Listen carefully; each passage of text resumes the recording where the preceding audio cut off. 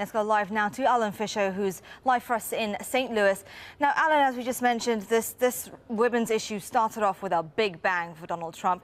And the moderator also said that this was the most discussed issue on Facebook in the past 24 hours. How was it received?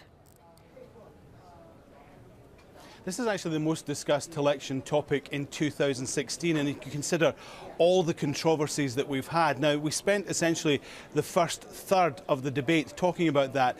Donald Trump, as you heard in that clip, was asked, essentially what you're saying is you are sexually assaulting women. Do you understand that? And he said, I never said that. You don't understand what was said. And then repeated the line, locker room banter 3 times. That is clearly the line that he decided that he was going with. And then he pivoted to other issues. And he did that several times when the issue was raised. Essentially, his view was that he would rule it out as locker room banter and then steamroller every other reference. And it seemed to work. He seemed to be able to get beyond that. But of course, what we know is that this issue has split the Republican Party in a way we haven't seen a party be split before a US election. So it is very difficult for him to get beyond that. Certainly Hillary Clinton had a few bad moments when it came to talking about her email servers, but I suspect that many people tuned in, and remember, we were expecting an audience in excess of the first debate, which was 84 million people, just to hear what Donald Trump had to say when it came to the issue of that tape. Now, Hillary Clinton didn't hammer him specifically on the point. She said she would go high when others went low.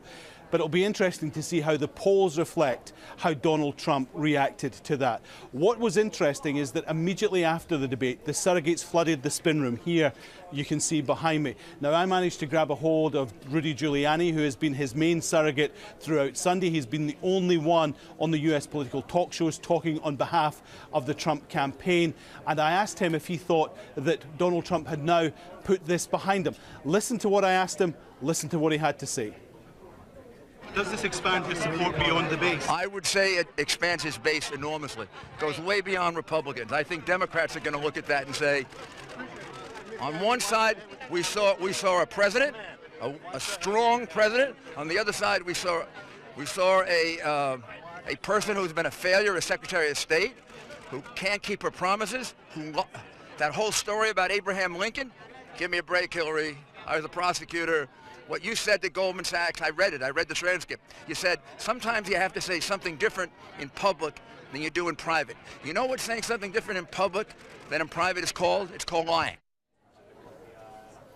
Now, if you didn't see the whole debate, a lot of what Rudy Giuliani there was saying might be a bit lost in the weeds. But what is essentially the point is that he believes that they've managed to put the tape controversy behind them. But the difficulty is that Donald Trump himself said on Saturday to some of his closest advisors that they have other things. There are other tapes out there. He said other statements, and he believes they will drip, drip, drip over the next few weeks of the election campaign. Speaking to Hillary Clinton's surrogates who are out here in the spin room, they believe that what they showed is that Donald Trump is unfit to be President of the United States. And of course, the tapes play a big part of that. They said that Hillary Clinton was prepared. You saw her grasp of important and complex issues, whereas Donald Trump simply resorted to his talking points. Now, both these candidates are heading off to important swing states. It's interesting that Donald Trump took the time to mention them specifically, Pennsylvania and Ohio. In fact, he's going to be in Pennsylvania on Monday. But what everyone is waiting for are the first polls after that controversial tape. Once we see that, we will see the size of the problem that Donald Trump has with the electorate and whether or not he can still win this election. Certainly his performance, people will say, well, who won the debate? Hillary Clinton did okay. Donald Trump had perhaps his better performance against Hillary Clinton, and he would certainly galvanize his base with his attacks on her and the issues that he tackled, and also his attacks on the moderator. But also, you've got to realize that if Donald Trump wants to win the White House, he's got to go beyond his base. He's got to expand that, and at the moment it doesn't appear he's doing that. Those polls about the tape, they're going to be crucial, and everyone is going to be watching them. Even Donald Trump, who insists that sometimes he doesn't pay any attention to the polls, don't believe him. Everyone is waiting for these. Okay, Alan Fisher live for us there in St. Louis. Thanks very much.